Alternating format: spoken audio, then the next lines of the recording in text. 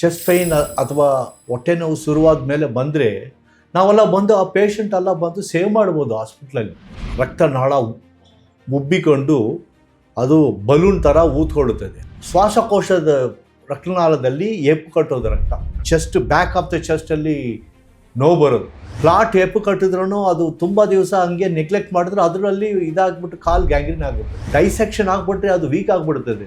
ಈ ಥರ ಇದ್ರೆ ಇದರಲ್ಲಿ ರಕ್ತನಾಳದಲ್ಲಿ ತೊಂದರೆ ಇದೆ ಅಂತ ಅರ್ಥ. ರಕ್ತ ಹೆಪ್ಪು ಕಟ್ಟು ಅನ್ನೋದು ಆರ್ಟ್ರಿಯಲ್ಲೂ ಆಗ್ಬೋದು, ವೈನಲ್ಲೂ ಆಗ್ಬೋದು. ಅವ್ರು ಏನು ತಿಳ್ಕೊಳ್ತಾರೆ, ಜನರು ಬಂದು ಇಲ್ಲ ಇದು ಏನಿಲ್ಲ, ಸುಮ್ಮನೆ ನಡೆಯೋದು, ಅದು ಟೈರ್ಡ್ನೆಸ್ ಆಗಿರುತ್ತೆ, ಅದರಿಂದ ಕಾಲು ನೋವು ಬರ್ತದೆ ಅಂದ್ಬಿಟ್ಟು ನೆಗ್ಲೆಕ್ಟ್ ಮಾಡ್ತಾರೆ. ಆರ್ಟ್ರಿ ಅನ್ನೋದು ಬಂದು ರಕ್ತವನ್ನು ಕೆಳಗಡೆ ಪಾದಕ್ಕೆ ತಗೊಂಡೋಗುತ್ತೆ. ಎಲ್ಲ ಸೆಲ್ಲುಗಳಿಗೂ ನಮ್ಮ ದೇಹದಲ್ಲಿ ಆಕ್ಸಿಜನ್ ಬೇಕು. ಕೆಲವರಿಗೆ ಸುಮಾರು 1 ಕಿಲೋಮೀಟ್ರ್ 2 ಕಿಲೋಮೀಟ್ರ್ ನಡೆದ್ರೆ ನೋವು ಬರ್ತದೆ. ಕೆಲವರು ಸಿಗರೇಟ್ ಸೇರ್ತಾರೆ, ಅವರು ಸಿಗರೇಟ್ ಸೇರಿಕೊಂಡೇ ಹೋಗ್ತಾರೆ, ಅವ್ರಿಗೆ ಏನು ಗೊತ್ತಾಗೋದಿಲ್ಲ. They will continue to smoke. ಮುಂಚೆ ನಡೀತಾ ಇರುವಾಗ ನೋವು ಬರ್ತಾಯಿತ್ತು, ಈಗ ಕೂತಿರುವಾಗ ಮಲಗಿರುವಾಗ ನೋವು ಬರ್ತದೆ. ಅದೆಲ್ಲ ಬಂದರೆ ರೆಸ್ಟ್ ಪೈನ್. ಅದು ಫಿಸಿಕಲ್ ಆ್ಯಕ್ಟಿವಿಟಿ ಏನಿರೋದಲ್ಲ, ಫುಲ್ಲು ದಿವಸ ಪೂರ್ತಿ ಕೂತಿರ್ತಾರೆ. ಮುಂಚೆ ಬಂದು ಎಲ್ಲರಿಗೂ ವಯಸ್ಸಾದವ್ರಿಗೆ ಬಂದು ಪೆರಿಫರಲ್ ಆರ್ಟರಿ ಡಿಸೀಸ್ ಬರ್ತದೆ ಅಂದ್ಬಿಟ್ಟು ಈಗ ಎಲ್ಲ ಶಿಫ್ಟ್ ಆಗಿದೆ. ಕೆಲವರಿಗೆ ಇಮಿಡಿಯೇಟ್ ಸಿಂಪ್ಟಮ್ಸ್ ಬರ್ತದೆ, ಕೆಲವರಿಗೆ ಬಂದು ನಿಧಾನವಾಗಿ ಬರ್ತದೆ. ಬಟ್ ಎರಡನ್ನೂ ಬಂದು ಅಲಕ್ಷ್ಯ ಮಾಡೋಕ್ಕಾಗೋದಿಲ್ಲ. ಡಾಕ್ಟರ್ಸ್ಗಳೇ ಎಷ್ಟೋ ಜನ ಬಂದು ಹಾರ್ಟ್ ಅಟ್ಯಾಕ್ ಆಗಿ ಇದಾಗಿದ್ದಾರೆ ಮಿಡ್ಲ್ ಏಜ್. ದೇಹಕ್ಕೆ ಒಂದು ಲಿಮಿಟ್ ಇದೆ, ಇದೆಲ್ಲ ದಾಟಿ ಹೋದರೆ ಅದು ದೇಹ ತಡ್ಕೊಳಕ್ಕಾಗೋದಿಲ್ಲ.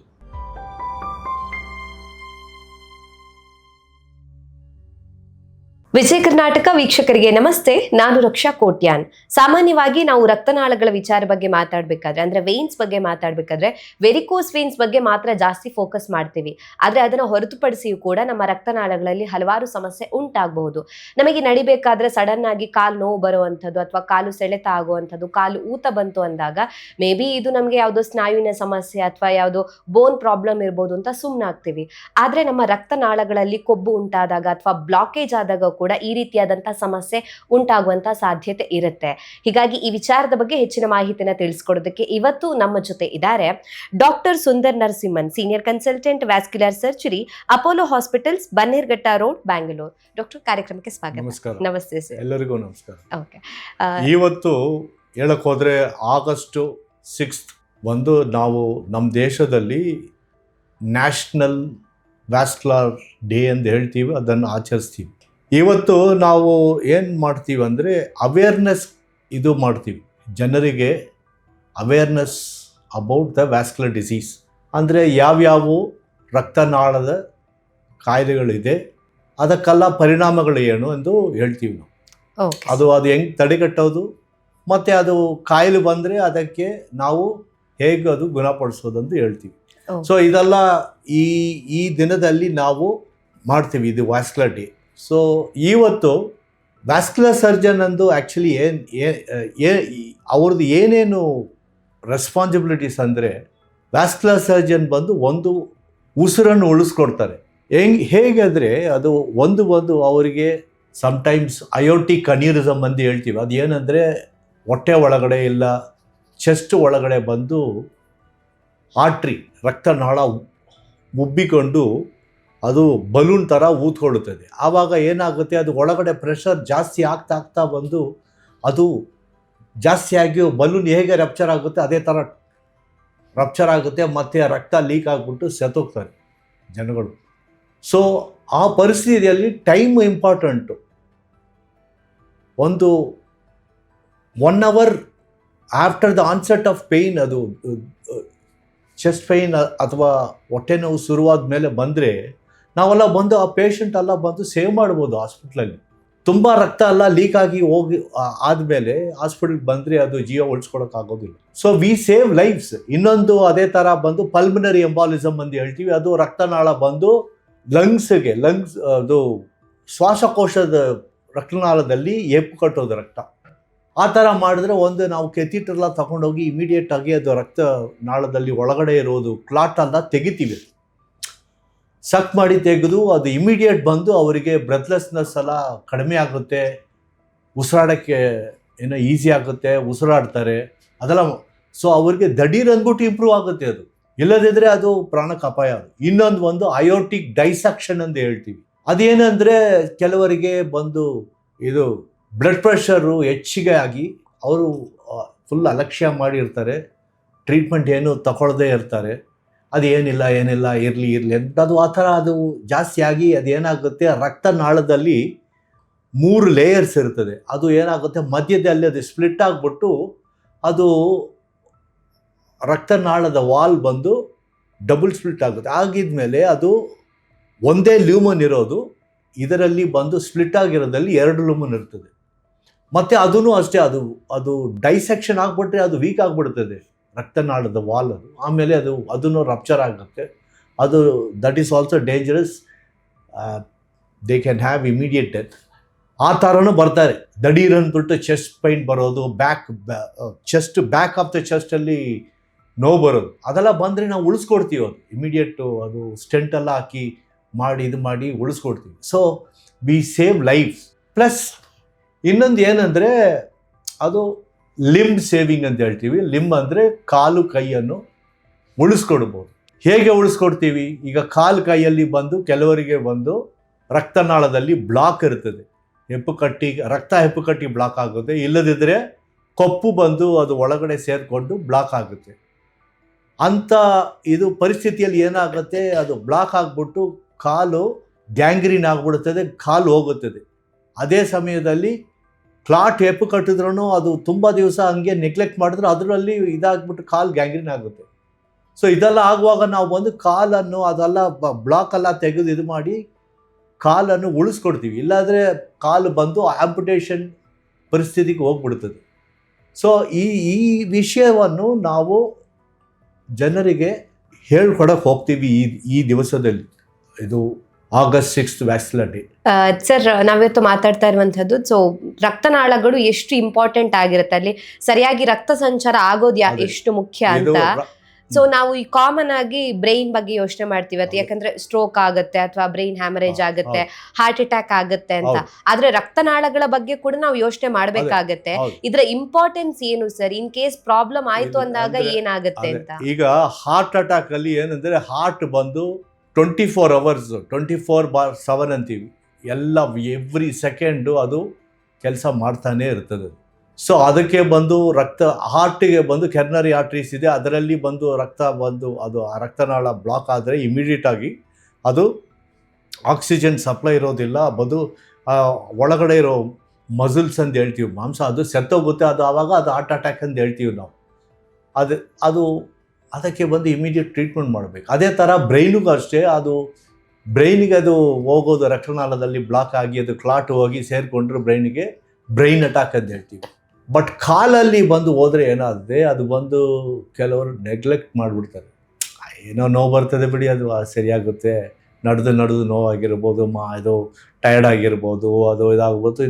ಅದು ನೋವೆಲ್ಲ ಬಂದು ಕೆಲವರಿಗೆ ಬಂದು ಸ್ವಲ್ಪ ದೂರ ನಡೆದ್ರೆ ನೋವು ಬರ್ತದೆ, ಅಂದರೆ 1 kilometer, ಕೆಲವರಿಗೆ 100 meters ನಡೆದ್ರೆ ನೋವು ಬರ್ತದೆ. ಇದೆಲ್ಲ ಬಂದು ಕ್ಲಾಡಿಕೇಶನ್ ಪೈನ್. ಅವ್ರು ಏನು ತಿಳ್ಕೊಳ್ತಾರೆ, ಜನರು ಬಂದು ಇಲ್ಲ ಇದು ಏನಿಲ್ಲ, ಸುಮ್ಮನೆ ನಡೆಯೋದು, ಅದು ಟಯರ್ಡ್ನೆಸ್ ಆಗಿರುತ್ತೆ, ಅದರಿಂದ ಕಾಲು ನೋವು ಬರ್ತದೆ ಅಂದ್ಬಿಟ್ಟು ನೆಗ್ಲೆಕ್ಟ್ ಮಾಡ್ತಾರೆ. ಬಟ್ ಆ್ಯಕ್ಚುಲಿ ಅದೆಲ್ಲ ಇದು ಬಂದು ಅಟ್ಲೀಸ್ಟ್ ಕ್ಲಾಡಿಕೇಶನ್ ಪೈನ್ ಅಂತ ಹೇಳ್ತೀವಿ ಇಂಗ್ಲೀಷಲ್ಲಿ. ಬಟ್ ಈ ಥರ ಇದ್ದರೆ ಇದರಲ್ಲಿ ರಕ್ತನಾಳದಲ್ಲಿ ತೊಂದರೆ ಇದೆ ಅಂತ ಅರ್ಥ. ಕೈಯಲ್ಲೂ ಅಷ್ಟೇ, ಕೈಯಲ್ಲಿ ಕೆಲಸ ಮಾಡುವಾಗ ಕೈಯಲ್ಲಿ ಇದ್ದರೆ, ಅದು ಕೆಲಸ ಮಾಡ್ತಿರುವಾಗ ನೋವು ಬಂದರೆ ಅದು ಕ್ಲಾಡಿಕೇಶನ್ ಪೈನ್ ಕೈಯಲ್ಲಿ ಬರ್ತದೆ. ಅದು ಬ್ಲಾಕ್ ಬಂದು ಎಲ್ಲೋ ಕತ್ತತ್ರ ಇರ್ಬೋದು ರಕ್ತನಾಳದಲ್ಲಿ. ಸೊ ಅದು ಆ ಥರ ಇದ್ದರೆ ಅದು ಕೈಯಲ್ಲಿ ನೋವು ಬರ್ತದೆ. ಇದೆಲ್ಲ ಕೈ ನೋವೆಲ್ಲ ಬಂದು ನೆಗ್ಲೆಕ್ಟ್ ಮಾಡೋಕ್ಕಾಗೋದಿಲ್ಲ. ಸೊ ಅದನ್ನು ಬಂದು ತಪಾಸಣೆ ಮಾಡ್ಕೋಬೇಕು. ಪ್ರಿಫರಬ್ಲಿ ವ್ಯಾಸ್ಕ್ಯುಲರ್ ಸರ್ಜನ್ ಹತ್ರ ಹೋಗಿ ತಪಾಸಣೆ ಮಾಡಿಕೊಂಡ್ರೆ ಕಂಪ್ಲೀಟ್ ಬ್ಲಾಕ್ ಆದಮೇಲೆ ಅದು ಗ್ಯಾಂಗ್ರೀನ್ ಆಗೋದು, ಆಂಪುಟೇಷನ್ ಆಗೋಲ್ಲ, ತಡೆ ಕಟ್ಬೋದು. ಓಕೆ.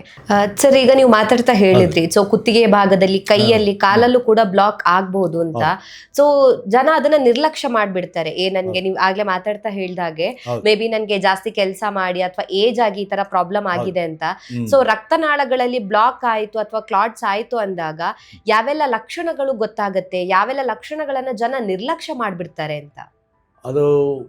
ಅದೇ ನಾನು ಈಗ ಹೇಳಿದ್ದೇನೆಂದ್ರೆ, ಫಸ್ಟ್ ಈಗ ಕಾಲಲ್ಲಿ 2 ಟೈಪ್ಸ್ ರಕ್ತನಾಳಗಳು. ಒಂದು ವೆಯ್ನ್ ಅಂತ ಹೇಳ್ತೀವಿ, ಇನ್ನೊಂದು ಬಂದು ಆರ್ಟ್ರಿ. ಆರ್ಟ್ರಿ ಅನ್ನೋದು ಬಂದು ರಕ್ತವನ್ನು ಕೆಳಗಡೆ ಪಾದಕ್ಕೆ ತಗೊಂಡು ಹೋಗುತ್ತದೆ. ವೆಯ್ನಲ್ಲಿ ಬಂದು ಪಾದದಿಂದ ರಕ್ತ ಒಂದು ಅದು ಯೂಸ್ ಆಗಿರೋದು ರಕ್ತ ಬಂದು ಅದು ಆಕ್ಸಿಜನ್ ಎಲ್ಲ ತೆಗೆದುಕೊಂಡು ಅದು ಪಾದದಲ್ಲಿ ಮತ್ತೆ ವಾಪಸ್ ಹೋಗೋದು ರಕ್ತ, ಕೆಟ್ಟ ರಕ್ತ ಅಂತ ಹೇಳ್ತೀವಿ, ಅದು ಲಂಗ್ಸ್ಗೆ ಹೋಗುತ್ತೆ, ಅದು ವೆಯ್ನಲ್ಲಿ ಹೋಗುತ್ತೆ. ಅದು ಈಗ ಹೆಪ್ಪು ಕಟ್ಟೋದು ಅನ್ನೋದು, ರಕ್ತ ಹೆಪ್ಪು ಕಟ್ಟೋ ಅನ್ನೋದು ಆರ್ಟ್ರಿಯಲ್ಲೂ ಆಗ್ಬೋದು, ವೆಯ್ನಲ್ಲೂ ಆಗ್ಬೋದು, ಎರಡರಲ್ಲೂ ಆಗುತ್ತೆ. ಹೌದು. ರಕ್ತ ಹೆಪ್ಪು ಕಟ್ಟೋದು ಆರ್ಟ್ರಿಯಲ್ಲಿ ಆದರೆ ಅದು ಆರ್ಟ್ರಿಯಲ್ಲಿ ಆಕ್ಸಿಜನೇಟೆಡ್ ಬ್ಲಡ್ ಅಂತ ಹೇಳ್ತೀವಿ, ಅದು ಕೆಳಗಡೆ ಹೋಗುತ್ತೆ ಪಾದಕ್ಕೆ. ಎಲ್ಲ ಸೆಲ್ಲುಗಳಿಗೂ ನಮ್ಮ ದೇಹದಲ್ಲಿ ಆಕ್ಸಿಜನ್ ಬೇಕು. ಆಕ್ಸಿಜನ್ ಇದ್ರೇ ಮೆಟಬಾಲಿಸಮ್ ನಡೆಯುತ್ತದೆ, ಇಲ್ಲದಿದ್ದರೆ ಅದು ಕೆಮಿಕಲ್ ರಿಯಾಕ್ಷನ್ ನಡೆಯೋದಿಲ್ಲ. ಸೊ ಆವಾಗ ನಮಗೆ ಅದು ಇರೋಕ್ಕೆ ಸಾಧ್ಯ ಅಲ್ಲ, ಉಸಿರು ಇರೋಕ್ಕೆ ಸಾಧ್ಯ ಅಲ್ಲ. ಸೊ ಎಲ್ಲ ಸೆಲ್ಲಿಗೂ ಮೆಟಬಾಲಿಸಮ್ಗೆ ಆಕ್ಸಿಜನ್ ಬೇಕು. ಆವಾಗ ಇದು ರಕ್ತನಾಳ ಬಂದು ಆರ್ಟ್ರಿ ಬಂದು ಆಕ್ಸಿಜನೇಟೆಡ್ ಬ್ಲಡ್ಡನ್ನು ತಗೊಂಡು ಹೋಗುತ್ತದೆ ಎಲ್ಲ ಕಡೆಗೂ. ಅದರಲ್ಲಿ ಬ್ಲಾಕ್ ಬಂದಾಗ ಫಸ್ಟು ಸಿಂಪ್ಟಮ್ ಏನಂದರೆ, ಕೆಲವರಿಗೆ ಸುಮಾರು 1 ಕಿಲೋಮೀಟ್ರ್ 2 ಕಿಲೋಮೀಟ್ರ್ ನಡೆದ್ರೆ ನೋವು ಬರ್ತದೆ. ಆವಾಗ ಅದು ತುಂಬ ಮೈಲ್ಡ್ ಬ್ಲಾಕ್ ಇರ್ತದೆ, ಬಟ್ ಅವ್ರು ಹಂಗೆ ಅದೇ ನೆಗ್ಲೆಕ್ಟ್ ಮಾಡ್ಕೊಂಡು ಹೋಗ್ತಾರೆ. ಕೆಲವರು ಸಿಗರೇಟ್ ಸೇರ್ತಾರೆ, ಅವ್ರು ಸಿಗರೇಟ್ ಸೇರಿಕೊಂಡೇ ಹೋಗ್ತಾರೆ, ಅವ್ರಿಗೆ ಏನು ಗೊತ್ತಾಗೋದಿಲ್ಲ. They will continue to smoke. ಇದು ಏನಿಲ್ಲ, ಟಯರ್ಡ್ನೆಸ್ ಅಂದ್ಬಿಟ್ಟು ಅದು ಅಲಕ್ಷ್ಯ ಮಾಡ್ತಾರೆ. ಅದು ಏನಾಗುತ್ತೆ, ಅದು ಬ್ಲಾಕ್ ಆಗೋದು ಒಂದು ಲೆವೆಲ್ಗೆ ಮೇಲೆ ಬ್ಲಾಕ್ ಆದರೆ, ಲ್ಯೂಮನ್ ಬಂದು 90% ಬ್ಲಾಕ್ ಆದಮೇಲೆ ಆ ಬ್ಲಾಕಲ್ಲಿ ಹೋಗ್ಬಿಟ್ಟು ಒಂದು ಚಿಕ್ಕ ಕ್ಲಾಟ್ ಹೋಗಿ ಕೂತ್ಕೋಬೇಕಷ್ಟೇ. ಅದು ಏನಾಗುತ್ತೆ, ಕೆಲವರು ಬಿಸಿಲು ಕಾಲದಲ್ಲಿ ಡಿಹೈಡ್ರೇಷನ್ ಆಗುತ್ತೆ, ನೀರು ಕುಡಿಯೋದಿಲ್ಲ ಕೆಲವರು. ಆವಾಗ ಏನಾಗುತ್ತೆ, ಕ್ಲಾಟ್ ಅದು ಫಾರ್ಮ್ ಆಗಿದಾಗ ಒಳಗಡೆ ಇಲ್ಲ, ಅದು ಕೊಪ್ಪಿನ ಅಂಶ ಇದೆ ಅಲ್ಲ ಆ ರಕ್ತದ ನಾಳದಲ್ಲಿ, ಅದು ಪ್ಲಾಕ್ ರಪ್ಚರ್ ಅಂತ ಹೇಳ್ತೀವಿ. ಅದು ಆಗಿದ್ರೆ ಅಲ್ಲಿ ಕ್ಲಾಟ್ ಕೂತ್ಕೊಳ್ಳುತ್ತದೆ ಹೋಗಿ. ಅದು ಕ್ಲಾತ್ ಕೂತ್ಕೊಂಡು ದಡೀರ್ ಅಂದ್ಬಿಟ್ಟು ರಕ್ತ ಸಂಚಾರ ಸ್ಟಾಪ್ ಆಗುತ್ತೆ, ಹೋಗೋದಿಲ್ಲ ಕಾಲಿಗೆ. ಅದು ಹೋಗದೇ ಇರುವಾಗ ಅದು ಏನಾಗುತ್ತೆ, ಅಕ್ಯೂಟ್ ಲಿಂಬ್ ಇಸ್ಚೀಮಿಯಾ ಅಂತ ಹೇಳ್ತೀವಿ. ಅವಾಗ ರಕ್ತ ಸಡನ್ ಆಗಿ ಸ್ಟಾಪ್ ಆವಾಗ ಅದು ಅಕ್ಯೂಟ್ ಲಿಂಬ್ ಇಸ್ಚೀಮಿಯಾ ಅಂದರೆ ಅದು ಎಮರ್ಜೆನ್ಸಿ. ಅದು ಈಗ ಹಾರ್ಟ್ ಅಟ್ಯಾಕ್ ಬಂದರೆ, ಈಗ ಬ್ರೈನ್ ಅಟ್ಯಾಕ್ ಬಂದರೆ, ಹಾರ್ಟ್ ಅಟ್ಯಾಕ್ ಬಂದರೆ ವಿತಿನ್ 1 hour ಮಾಡಬೇಕು, ಬ್ರೈನ್ ಅಟ್ಯಾಕ್ ಬಂದರೆ ವಿತಿನ್ 6 hours. ಅದೇ ಥರ ಇದು ಕಾಲಲ್ಲೂ ಅಷ್ಟೇ, ಕ್ಲಾಟು ರಕ್ತನಾಳದಲ್ಲಿ ಆರ್ಟ್ರಿಯಲ್ಲಿ ಸೇರಿಕೊಂಡ್ರೆ ಅದು ಬ್ಲಾಕ್ ಆದರೆ ಇಮಿಡಿಯೇಟಾಗಿ 6 ಗಂಟೆ ಒಳಗಡೆ ಟೈಮ್ ಇರುತ್ತದೆ ಮಾಡಬೇಕು. ಆ ಥರ 6 ಗಂಟೆ ಒಳಗಡೆ ಕ್ಲಾಟ್ ಎಲ್ಲ ತೆಗೆದು ಅದು ಸರಿ ಮಾಡಿಲ್ಲ, ಸರ್ಕ್ಯುಲೇಷನ್ ಬಂದು ರೀಸ್ಟೋರ್ ಮಾಡದೆ ಹೋದರೆ ಕಾಲು ಆಂಪುಟೇಷನ್ ಪರಿಸ್ಥಿತಿಗೆ ಹೋಗ್ಬಿಡುತ್ತದೆ, ಕಾಲುವನ್ನು ತೆಗಿಬೇಕಾಗುತ್ತೆ. ಓಕೆ. ಸೊ ಅದು ಇಂಪಾರ್ಟೆಂಟ್. ಅದು ಒಂದು ಕ್ಲಾಟ್ ಆಗೋದು, ಅದು ಕ್ಲಾಟದು ಬೇರೆ, ಅದು ದಡೀರ್ ಅಂದ್ಬಿಟ್ಟು ಆಗುತ್ತೆ. ಇನ್ನೊಂದು ಬಂದು ಕೊಪ್ಪಿನ ಅಂಶ ಬಂದು ಇದಾಗೋದು, ಬಿಲ್ಡಪ್ ಆಗೋದು ಆರ್ಟ್ರಿಯಲ್ಲಿ. ಅದು ಬಂದು ನಿಧಾನವಾಗಿ ಆಗುತ್ತೆ.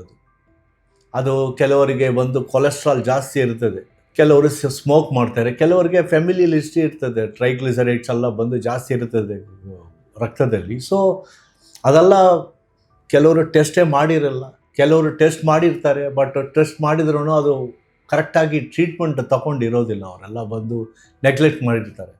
ಆವಾಗ ಅದು ಕೊಬ್ಬಿನ ಅಂಶ ಜಾಸ್ತಿ ಆಗಿ ಅದು ಫುಲ್ಲು ಕ್ರಿಟಿಕಲ್ ಬ್ಲಾಕ್ ಬಂದಾಗ ಒಂದು ಚಿಕ್ಕ ಕ್ಲಾಟು, ಕ್ರಿಟಿಕಲ್ ಅಂದರೆ 90% ನ್ಯಾರೋ 95% ಆಗಿರುತ್ತೆ, ಅಲ್ಲಿ ಹೋಗಿ ಒಂದು ಚಿಕ್ಕ ಕ್ಲಾಟ್ ಕೂತ್ಕೋಬೇಕು ಅಷ್ಟೇ. ಆವಾಗ ತಿರ್ಗಾ ಮತ್ತೆ ರೆಸ್ಟ್ ಪೈನ್ ಶುರುವಾಗುತ್ತೆ, ಕೂತಿರುವಾಗಲೇ ಬಂದು ನೋವು. ಮುಂಚೆ ನಡೀತಾ ಇರುವಾಗ ನೋವು ಬರ್ತಾಯಿತ್ತು, ಈಗ ಕೂತಿರುವಾಗ ಮಲಗಿರುವಾಗ ನೋವು ಬರ್ತದೆ. ಅದೆಲ್ಲ ಬಂದರೆ ರೆಸ್ಟ್ ಪೈನ್, ಅದು that is immediate warning sign. ಅದು ಆಸ್ಪತ್ರೆಗೆ ಹೋಗಬೇಕು, ವ್ಯಾಸ್ಕ್ಯುಲರ್ ಸರ್ಜನ್ ನೋಡಬೇಕು, ಅದು ತಪಾಸಣೆಗಳು ಮಾಡಬೇಕು, ಟೆಸ್ಟ್ಗಳೆಲ್ಲ ಮಾಡಿ, Doppler scan, angiography, CT angiography, MRI scan ಎಲ್ಲ ಮಾಡಿ ಕಂಡುಹಿಡಿಬೇಕು, ಅದು ಎಲ್ಲಿ ಯಾವ ಥರ ಬ್ಲಾಕ್ ಅಂದ್ಬಿಟ್ಟು ಅದಕ್ಕೆ ಇಮಿಡಿಯೇಟ್ ಆಗಿ ಟ್ರೀಟ್ಮೆಂಟ್ ತಗೋಬೇಕು. ಇದೆಲ್ಲ ಅಲಕ್ಷ್ಯ ಮಾಡೋಕ್ಕಾಗೋದಿಲ್ಲ. ಈ ಥರ ಎಲ್ಲ ಬಂದರೆ ಅದು ರಕ್ತನಾಳದ ನೋವಿಗೆ ಕೆಲವರಿಗೆ ಇಮಿಡಿಯೇಟ್ ಸಿಂಪ್ಟಮ್ಸ್ ಬರ್ತದೆ, ಕೆಲವರಿಗೆ ಬಂದು ನಿಧಾನವಾಗಿ ಬರ್ತದೆ, ಬಟ್ ಎರಡನ್ನು ಬಂದು ಅಲಕ್ಷ್ಯ ಮಾಡೋಕ್ಕಾಗೋದಿಲ್ಲ. ಓಕೆ. ಸೊ ಕಾಲಲ್ಲಿ ನೋವು ಬರ್ತಾ ಇರುತ್ತೆ, ಅಂದ್ರೆ ಮುಂಚೆ ಸ್ಟಾರ್ಟಿಂಗ್ ಅಲ್ಲಿ ನಡಿಬೇಕಾದ್ರೆ ನೋವಿರುತ್ತೆ, ಅದಾದ್ಮೇಲೆ ಮಲ್ಗೋ ಟೈಮಲ್ಲೂ ಅಂದ್ರೆ ಪೇನ್ ಸಿವಿಯಾರಿಟಿ ಜಾಸ್ತಿ ಆಗುತ್ತೆ. ಅದು ತುಂಬಾ ಅದು ಸರ್ಕ್ಯುಲೇಷನ್ ಇಲ್ಲ. ರೆಸ್ಟ್ ಪೇನ್ ಅಂದ್ರೆ ಅದು ರೆಸ್ಟ್ ಅಲ್ಲಿ ಬಂದು ಆಕ್ಸಿಜನ್ ರಿಕ್ವೈರ್ಮೆಂಟ್ ಕಡಿಮೆ, ಆವಾಗ ನೋವು ಬಂದ್ರೆ ಅದು ರಕ್ತ ಸಪ್ಲೈಯೇ ತುಂಬ ಇದು ಆಗಿದೆ, ಕಾಂಪ್ರಮೈಸ್ ಆಗಿದೆ ಅಂತ ಅರ್ಥ. ಅದು ಓಕೆ, ಒಂದು ರೆಡ್ ಫ್ಲಾಗ್ ಸೈನ್ಸ್ ಅಂತ ಹೌದು ಹೇಳ್ಬೋದು, ಅಂದ್ರೆ ಹೌದು ಕರೆಕ್ಟ್ ಸೂಚನೆ ಕೊಡ್ತಾ ಇದೆ ನಿಮ್ಗೆ ಅಂತ. Correct correct. Okay okay. So ಅದು ಆ ಆ ಪರಿಸ್ಥಿತಿಯಲ್ಲಿ ಹೋದ್ರೂ ಬಂದು ಕಾಲು ಉಳಿಸ್ಕೊಡ್ಬೋದು. ಇಮಿಡಿಯೇಟ್ ಆಗಿ ಟ್ರೀಟ್ಮೆಂಟ್ ಮಾಡಿದ್ರೆ ಕಾಲು ಉಳಿಸ್ಬೋದು. Okay okay. So that is the red flag sign. Correct ಆಗಿ ಹೇಳಿದ್ದೀನಿ.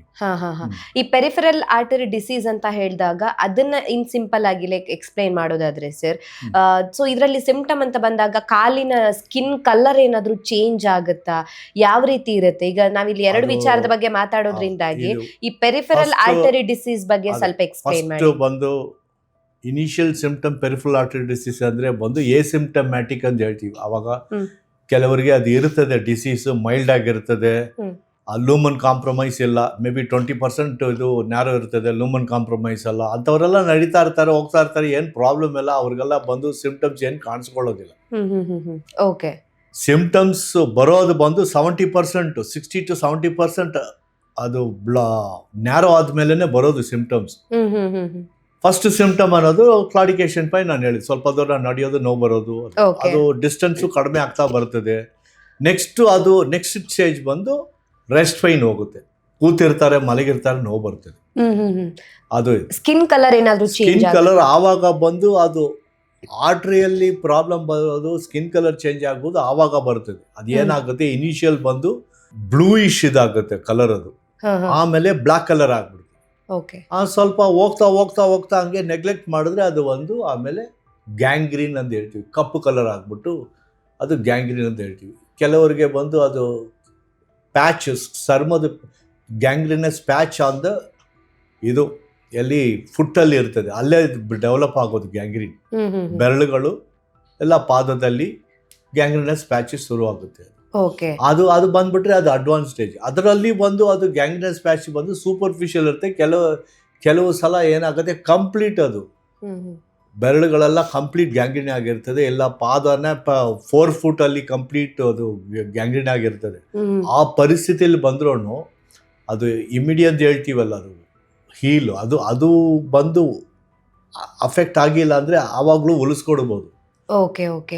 ಸೊ ಇನ್ ಸಿಂಪಲ್ ಆಗಿ ಪೆರಿಫೆರಲ್ ಆರ್ಟರಿ ಡಿಸೀಸ್ ಅಂತ ಹೇಳಿದ್ರೆ ರಕ್ತನಾಳಗಳಲ್ಲಿ ಬ್ಲಾಕ್ ಆಗೋದು ಅಂತ ಹೇಳ್ಬೋದು ಸರ್. ಅಂದ್ರೆ ಜನರಿಗೆ ಸಿಂಪಲ್ ಆಗಿ ಅರ್ಥ ಆಗ್ಬೇಕು ಅಂದ್ರೆ ರಕ್ತನಾಳಗಳಲ್ಲಿ ಬ್ಲಾಕ್ ಆಗುತ್ತೆ ಅಂತ. Okay okay. ಸೊ ಇದಕ್ಕೂ ವೆರಿಕೋಸ್ ವೇನ್ಸ್ ಏನಾದ್ರೂ ಕನೆಕ್ಷನ್ ಇದೆಯಾ ಸರ್? ವೆರಿಕೋಸ್ ವೈನ್ಸ್ಗೂ ಇದಕ್ಕೂ ಸಂಬಂಧನೇ ಇಲ್ಲ. ವೈನ್ಸ್ ಬಂದು ಅದು ಬೇರೆ. ವೈನ್ಸ್ ರಕ್ತನಾಳ, ಅದು ಅದೇ ರಕ್ತ ವಾಪಸ್ ಹೋಗೋದು ಹಾರ್ಟಿಗೆ. ಅದರಲ್ಲಿ ಬಂದು 2 ಥರ ಇದೆ. ಒಂದು ಡೀಪ್ ವೈನ್, ಮೈನ್ ಅದು ಸೆಂಟರ್ ಆಫ್ ಇದು ಒಳಗಡೆ ಇರ್ತದೆ, ಮಧ್ಯದಲ್ಲಿ ಮಾಂಸದ ಒಳಗಡೆ. ಇನ್ನೊಂದು ಬಂದು ಸೂಪರ್ಫಿಷಿಯಲ್ ವೈನ್, ಅದು ಚರ್ಮದ ಕೆಳಗಡೆ ಇರ್ತದೆ. ವೆರಿಕೋಸ್ ವೈನ್ಸ್ ಅನ್ನೋದು ಬಂದು ಚರ್ಮದ ಕೆಳಗಡೆ ಇರೋದು, ಅದರಲ್ಲಿ ಉಬ್ಬಿಕೊಂಡು ಹೋಗೋದು, ಅದು varicose wines. Okay okay.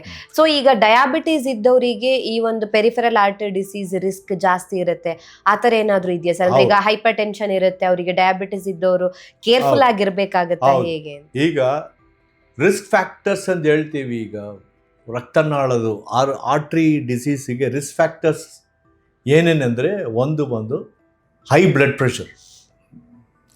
Pressure ಇದ್ದರೆ ಏನಾಗುತ್ತೆ, ಅದು ರಕ್ತನಾಳ ಬಂದು ಎಲಾಸ್ಟಿಕ್ ಟೈಪ್ ಇರೋದು ಬಂದು ಸ್ಟಿಫ್ ಆಗಿಬಿಡುತ್ತದೆ. ಹೋಗ್ತಾ ಹೋಗ್ತಾ ಹೋಗ್ತಾ ಬಂದು ಅದು ತಡ್ಕೋಬೇಕು ಪ್ರೆಷರು, ಸೊ ಅದು ಸ್ಟಿಫ್ ಆಗಿಬಿಡ್ತದೆ.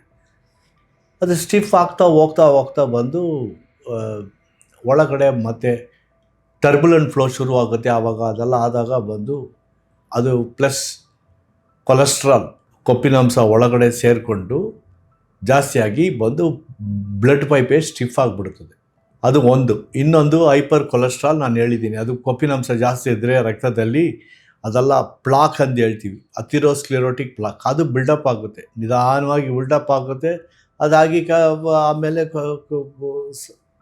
ಎವೆಂಚುವಲಿ ಅದು ಬಂದು ಎಲ್ಲ ಕಂಪ್ಲೀಟ್ ಬ್ಲಾಕ್ ಆಗಿಬಿಡ್ತದೆ.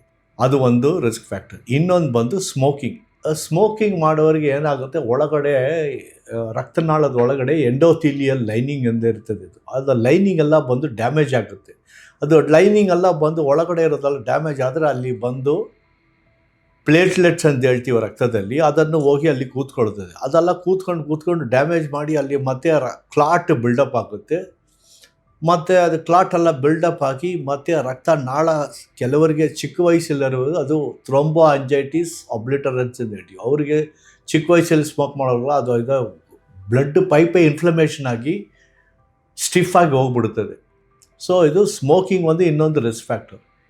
ಇನ್ನೊಂದು ರಿಸ್ಕ್ ಫ್ಯಾಕ್ಟರ್ ಏನಂದರೆ ಯಾವುದು ನಡೀದೇ ಇರೋದು, ಎಕ್ಸರ್ಸೈಸ್ ಅಂತ ಹೇಳ್ಬೋದು ಸರ್. ಹೌದು, ಫಿಸಿಕಲ್ ಆಕ್ಟಿವಿಟಿ ಏನಿರೋದಲ್ಲ, ಫುಲ್ ದಿವಸ ಪೂರ್ತಿ ಕೂತಿರ್ತಾರೆ, ಕೆಲಸ ಮಾಡಿ ಕಂಪ್ಯೂಟರ್ ಕೆಲಸ ಎಲ್ಲ ಮಾಡ್ತಾರಲ್ಲ ಅವರೆಲ್ಲ, IT ಪ್ರೊಫೆಷನಲ್ ಎಲ್ಲ ಕೂತಿರ್ತಾರೆ ಫುಲ್, ಅವ್ರಿಗೂ ಬಂದು it is a risk factor.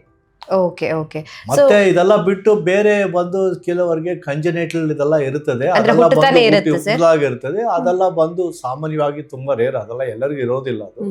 So ಅದ್ರ ಬಗ್ಗೆ ಒಂದು ಹೇಳೋದಲ್ಲ ಬೇಡ. ಈಗ ಇದಕ್ಕೆ ಈ ವಿಷಯವನ್ನು ಕೇರ್ಫುಲ್ ಆಗಿ ನೋಡ್ಕೋಬೇಕು ನಾವು. ಓಕೆ. ಸೊ ಹಾಗೆ smoking, hypertension, cholesterol, lack of exercise, ಇನ್ನೊಂದು ಬಂದು ಏನಕ್ಕೆ ಹೇಳ್ಬೋದ್ರೆ ಸ್ಟ್ರೆಸ್ ಲೆವೆಲ್ಸ್. ಈಗ ಎಲ್ಲರಿಗೂ ಬಂದು ಎಲ್ಲ ರಾತ್ರಿಯಲ್ಲಿ ನಿದ್ದೆ ಕೆಡಿಸ್ಕೊಂಡು ಎಲ್ಲರೂ ಕೆಲಸ ಮಾಡ್ತಾರೆ. ಕೆಲವರಿಗೆ ಏನೋದು ಊಟ ಮಾಡೋಕ್ಕೂ ಟೈಮ್ ಇರೋದಿಲ್ಲ, ನೀರು ಕುಡಿಯೋಕ್ಕೆ ಟೈಮ್ ಇರೋದಿಲ್ಲ. ಇದೆಲ್ಲ ಬಂದು ಏನಾಗುತ್ತೆ, it will have adverse effects. Poor sleep ಏನಾಗುತ್ತೆ, ಬಾಡಿ ಒಳಗಡೆ, ಎಂಟೈರ್ ಬಾಡಿ ಒಳಗಡೆ ಮೆಟಬಾಲಿಸಮ್ ಚೇಂಜ್ ಆಗುತ್ತೆ. So that is a kind of stress. ಅದು ಆ ಥರ ಸ್ಟ್ರೆಸ್ ಇದ್ದರೆ stress can provoke arterial thrombosis. Most commonest ಇದೆ ಅಂದರೆ ಆ ಕೆರ್ನರಿ ಆರ್ಟರಿ ಆಗುತ್ತೆ, ಬಟ್ ಪೆರಿಫಲ್ ಆರ್ಟರಿ ಆಗುತ್ತೆ, ವೈನ್ಸಲ್ಲೂ ಆಗುತ್ತೆ, ನಾವು ನೋಡಿದ್ವಿ ಎಲ್ಲರೂ. ಸೊ ಇದೆಲ್ಲ ಬಂದು, so poor sleep, lack of exercise is also very very important risk factor for arterial disease. Okay. So ನಮ್ಮ ಜೀವನ ಶೈಲಿ ಮುಖ್ಯ ಕಾರಣ ಆಗುತ್ತೆ ನೀವು ಹೇಳ್ದಾಗೆ. ಸೊ ಕೊಲೆಸ್ಟ್ರಾಲ್ ಆಗಿರ್ಬೋದು, ಎಕ್ಸಸೈಸ್ ಕಡಿಮೆ ಆಗೋದು, ಸ್ಟ್ರೆಸ್, ಇದೆಲ್ಲ ಕಾರಣ ಆಗುತ್ತೆ ಅಂತ.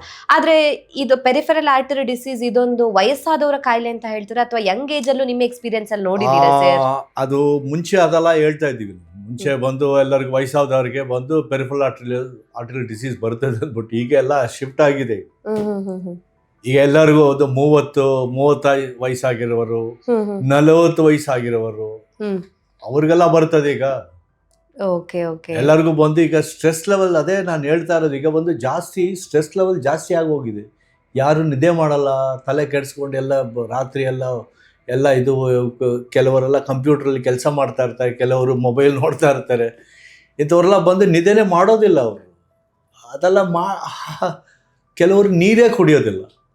ಇದೆಲ್ಲ ಈ ಥರ ಇದ್ದರೆ ದೇಹಕ್ಕೆ ಒಂದು ಲಿಮಿಟ್ ಇದೆ. ಇದೆಲ್ಲ ದಾಟಿ ಹೋದರೆ ಅದು ದೇಹ ತಡ್ಕೊಳಕ್ಕೆ ಆಗೋದಿಲ್ಲ.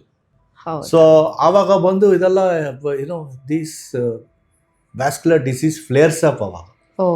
ಅದು ಕಾಣಿಸ್ಕೊಳ್ತದೆ, ಮ್ಯಾನಿಫೆಸ್ಟ್ ಆಗುತ್ತೆ ಅವಾಗ. ಸೊ ಈಗ ಚಿಕ್ಕ ವಯಸ್ಸಲ್ಲಿ ಇರೋರಿಗೆ ಸ್ಟ್ರೋಕ್ ಬರ್ತದೆ, ಚಿಕ್ಕ ವಯಸ್ಸಲ್ಲಿ ಇರೋರಿಗೆ ಹಾರ್ಟ್ ಅಟ್ಯಾಕ್ ಬರ್ತದೆ.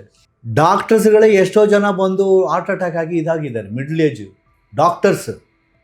ನಾನು ಹೇಳ್ತಾ ಇರೋದು ಸಾರ್ವಜನಿಕ ಜನರಲ್ಲ, ಡಾಕ್ಟರ್ಸ್ಗಳಿಗೆ ಬಂದು ಹೂ ಆರ್ ಇನ್ 40 years ಅವರಿಗೆಲ್ಲ ಹಾರ್ಟ್ ಅಟ್ಯಾಕ್ ಆಗಿದೆ, ಪೆರಿಫೆರಲ್ ಆರ್ಟರಿ ಡಿಸೀಸ್ ಇದೆ. ಇದೆಲ್ಲ ಆಗುತ್ತೆ. ಕೆಲವರಿಗೆ ಬಂದು ಚಿಕ್ಕ ವಯಸ್ಸಲ್ಲೇ ಡಯಾಬಿಟೀಸ್ ಶುರುವಾಗ್ಬಿಡ್ತದಲ್ಲ, ಈಗ ಅದನ್ನು ರಿಸ್ಕ್ ಫ್ಯಾಕ್ಟರ್. ಅದು ನಾನು ಮರ್ತುಬಿಟ್ಟೆ. ಅದು ಸಕ್ಕರೆ ಕಾಯಿಲೆ ಈಗ 30 ವಯಸ್ಸಾದ್ಮೇಲೆ ಎಲ್ಲರಿಗೂ ಶುರುವಾಗ್ಬಿಡ್ತದೆ.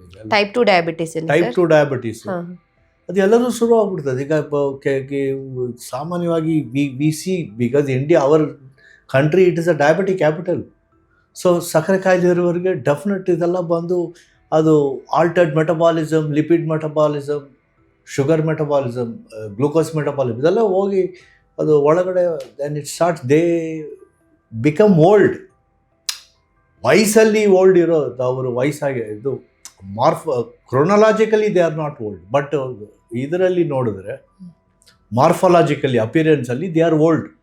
30 ವಯಸ್ಸು ಇರ್ತದೆ, ಬಟ್ ಲಕ್ಷಣ ನೋಡಿದ್ರೆ ಅವ್ರಿಗೆ 50 ವಯಸ್ಸು ಆದಂಗೆ ಇರ್ತದೆ. ಸೊ ಅಂಥವ್ರು ಅವ್ರಿಗೆಲ್ಲ ಬಂದು ಬೇಗನ ಬರ್ತದೆ. ಈಗ ಪೆರಿಫೆರಲ್ ಆರ್ಟರಿ ಡಿಸೀಸ್ ಬೇಗ ಬರ್ತದೆ. ಎಲ್ಲರೂ ಈಗ ಇವರೆಲ್ಲ ಬಂದು ಸಾಮಾನ್ಯವಾಗಿ ಸಕ್ಕರೆ ಕಾಯಿಲೆ ಇರ್ತದೆ, ಹೈಪರ್ ಟೆನ್ಷನ್ ಇರ್ತದೆ, ಮತ್ತು ಸ್ಮೋಕ್ ಮಾಡ್ತಾರೆ, ರಾತ್ರಿ ನಿದ್ದೆ ಕೆಡಿಸ್ಕೊಂಡು ಕೆಲಸ ಮಾಡಬೇಕಂತ ಸ್ಮೋಕ್ ಮೇಲೆ ಮಾಡ್ತಾರೆ. ಸೊ ಅವರೆಲ್ಲ it is very common. It is not necessarily be restricted to the old age. Okay. So ಇದು ವಯಸ್ಸಾದವರ ಕಾಯಿಲೆ ಅಲ್ಲ. ಹೌದು, ವಯಸ್ಸಾದವರ ಕಾಯಿಲೆ ಇತ್ತು, ಮುಂಚೆ ಇತ್ತು, ಈಗ ಇಲ್ಲ. ಈಗ ಬಂದು ಎಲ್ಲ ಚಿಕ್ಕ ವಯಸ್ಸವ್ರಿಗೆ ಬರ್ತದೆ. ಓಕೆ. ಸೊ ಯಂಗ್ ಏಜ್ ಅಲ್ಲೂ ಬರುತ್ತೆ. ಹೌದೌದು, S.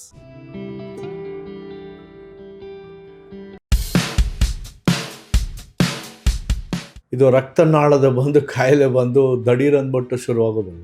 Save the life before limb ಅಂತ ಹೇಳ್ತೀವಿ. 30-40% of the patients with peripheral arterial disease ಅವ್ರಿಗೆ ಕಿಡ್ನಿ ಆರ್ಟ್ರೀಸ್ ಎಲ್ಲ ಅಫೆಕ್ಟ್ ಆಗಿರುವಾಗ ಅವರಿಗೆ ಬಂದು ಹೈಪರ್ ಟೆನ್ಷನ್ ಎಲ್ಲಿ ಬಂದು ಅದು ಬ್ಲಾಕ್ ಇದೆ ಅನ್ನೋದು ಇಂಪಾರ್ಟೆಂಟ್. ಕಾಲಲ್ಲಿ ಇದ್ರೆ ಕಾಲು ಹೋಗುತ್ತೆ, ಕಾಲಿಗೆ ಅಪಾಯ. ಆ ಕರುಳಿಗೆ ಹೋಗೋದು ರಕ್ತನಾಳದಲ್ಲಿ ರಕ್ತ ಬಂದು ರಕ್ತನಾಳ ಬ್ಲಾಕ್ ಆದರೆ ಅಥವಾ ರಕ್ತ ಹೆಪ್ಪು ಕಟ್ಟಿದರೆ ದಡೀರ್ ಅಂದ್ಬಿಟ್ಟು ಬ್ಲಡ್ ಸಪ್ಲೈ ಇರೋದಿಲ್ಲ. ಕೆಲವರಿಗೆ ಕಿಡ್ನಿ ನಂದು ಹೇಳ್ತೀವಲ್ಲ ಅದರಲ್ಲಿ ರಕ್ತ ಹೆಪ್ಪು ಕಟ್ಟಿದ್ದಾದರೆ ಅದು ಕಿಡ್ನಿ ಫೈಲಿಯರ್ ಆಗುತ್ತೆ, ಅದನ್ನು ಜೀವಕ್ಕೆ ಅಪಾಯನ.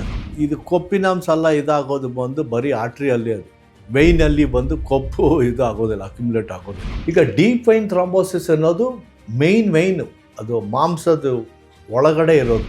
ಕಾಲು ಕೆಂಪಗಿರ್ತದೆ, ಅದು ಎರಿತೀಮ ಅಂತ ಹೇಳ್ತೀವಿ. ಅದೆಲ್ಲ ಬಂದರೆ ಅದು ಆವಾಗ ಅದು ಇದೆಲ್ಲ ಮೂರು ಬಂದಾಗ ಅದು ನೋವು, ಊತ, ದಡೀರ್ ಅಂದ್ಬಿಟ್ಟು ನೋವು ಬರುತ್ತೆ. ಕೆಲವರು ಬಂದು ಸೆಪ್ಟಿಕ್ ಇದರಲ್ಲಿ ಬರ್ತಾರೆ, ಕೆಲವರು ಡಯಾಬಿಟಿಸ್ ಇರ್ತದೆ, ಅವ್ರಿಗೆ ಗ್ಯಾಂಗ್ರೀನ್ ಆಗುತ್ತದೆ. ಗ್ಯಾಂಗ್ರೀನ್ ಆಗ್ಬಿಟ್ಟು ಅದು ವೆಟ್ ಗ್ಯಾಂಗ್ರೀನ್ ಹೇಳ್ತೀವಿ. ಅದು ಆಗಿ ಫುಲ್ಲು ಬಾಡಿ ಫುಲ್ಲು ಎಲ್ಲ ಬ್ಯಾಕ್ಟೀರಿಯಾ. ಚೂಸ್ ಮಾಡಬೇಕು, ಅದು you have to choose food. ಅದು ಏನು ತಿಂತೀವೇನೋ ಅದರಲ್ಲಿ ಇದೆ. ಸೊ ಮಂಡಿ ಕೆಳಗಡೆ ಇರೋದು ವೈನ್ಸ್ ಎಲ್ಲ ಕ್ಲಾಟ್ ಆಗಿರ್ತದೆ, ಮಂಡಿ ಹಿಂದೆ ಇರೋದು ವೈನ್ಸು ಕ್ಲಾಟ್ ಆಗಿರ್ತದೆ. ಬಿಕಾಸ್ ಈಗ ಬಂದು ಎಲ್ಲ ಚೇಂಜ್ ಆಗಿಬಿಡ್ತದೆ, ಮುಂಚೆ ಥರ ಇಲ್ಲ. We are not like 40 years back.